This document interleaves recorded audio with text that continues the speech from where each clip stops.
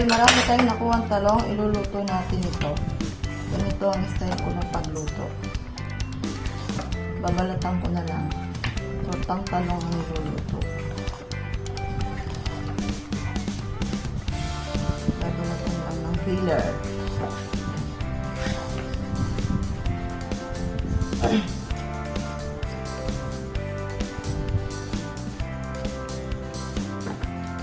Fresh talong. Yan sa pan.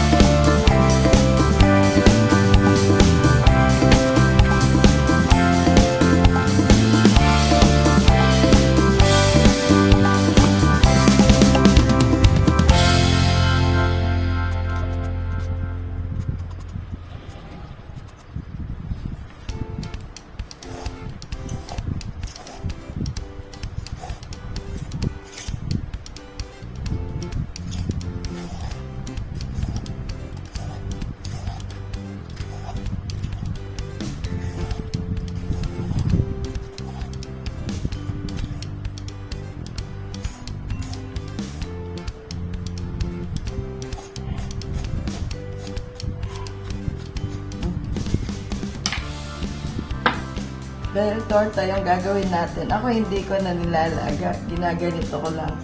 Hinihiwa. Ginagawang parang daliri. Hiwa-hiwain lang na ganyan. Para pag-hiwa-hiwala yan. Lahat ito. Ganito. Crispy tortang talong. Ulit-ulit lang noon, guys. Advantage na matalim yung kutsilyo. Madaling mahiwa.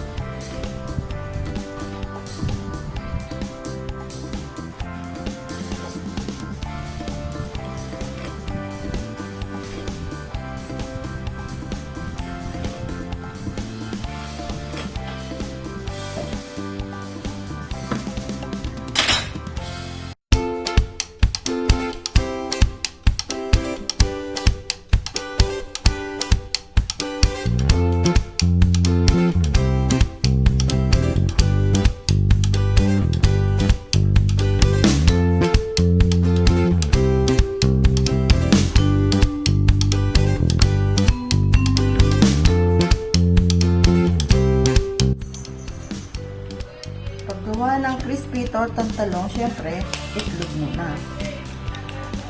Dahil medyo marami, 4 ang gagamitin natin. Sana perfect lahat. Itlog. Walang bulok.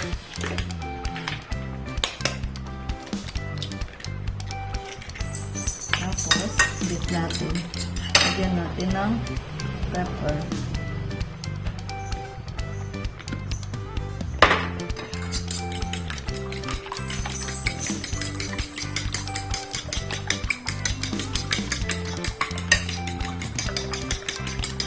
Pag nabit natin, lagyan natin ng chicken. Hindi tayo maglalagay ng asin kasi maalat na tayo.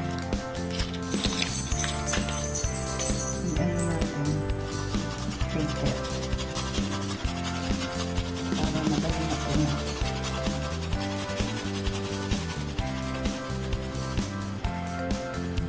Para yung crispy tortang talong nasa siyang chicken. Tunawan natin yung chicken broth cube.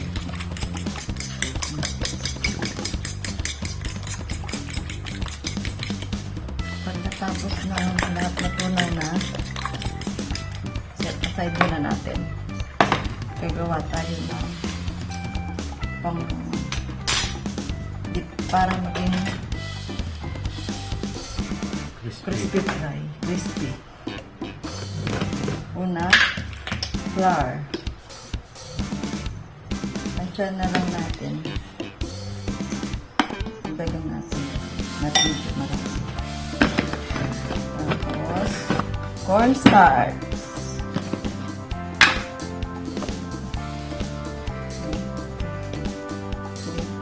Pwede natin ito kasi marami yung cornstarch. Tapos, lagyan natin ng crispy fry. Para yung tortang talong, maglalasa na talaga siyang chicken. Breading. Sorry. Hindi na tayo maglalagay ng asin. So. Tapos, ito lagyan din natin ng konti.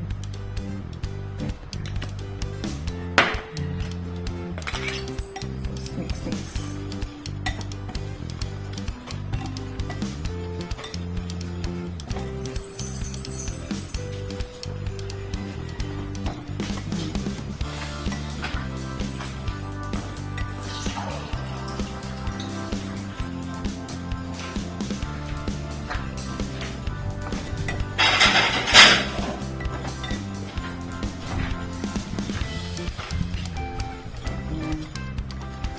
Halo na natin lahat. Edit na natin ang ating talong. Tortang talong. Crispy tortang talong. Tapos, edit na natin yung ginawa natin patalong. Gusto ng mga bata ito yung talong malalasang chicken. Pag na-coat na lahat ng itlog, lagyan na natin dito sa breading mix para maging crispy.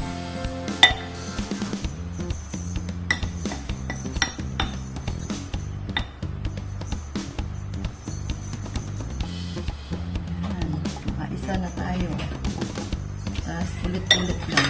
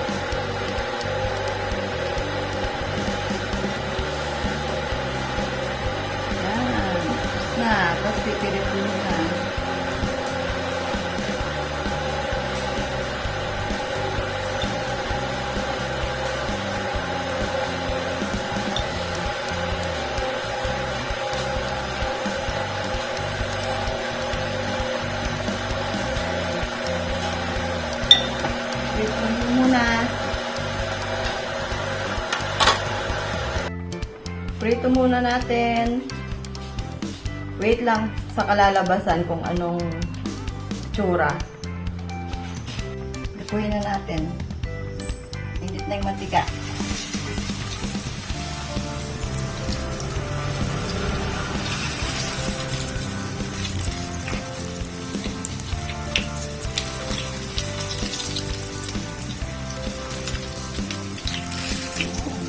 Crispy tortang talong.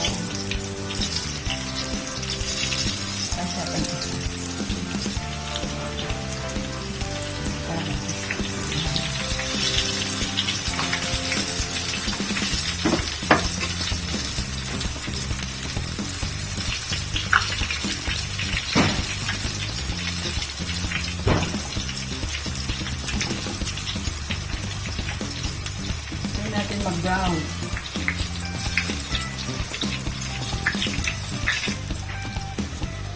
Baliktarin na natin. Mukha siyang chicken. Hindi siya mukhang talong.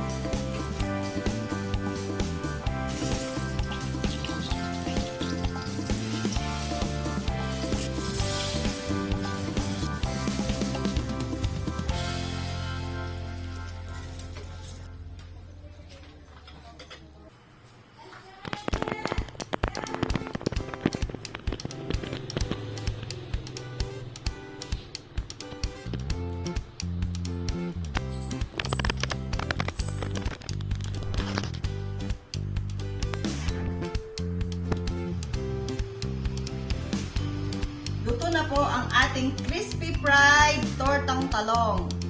Gayahin niyo po to. Para yung mga batang hindi kumakain ng gulay, mapapakain natin. Thank you guys sa panonood. Please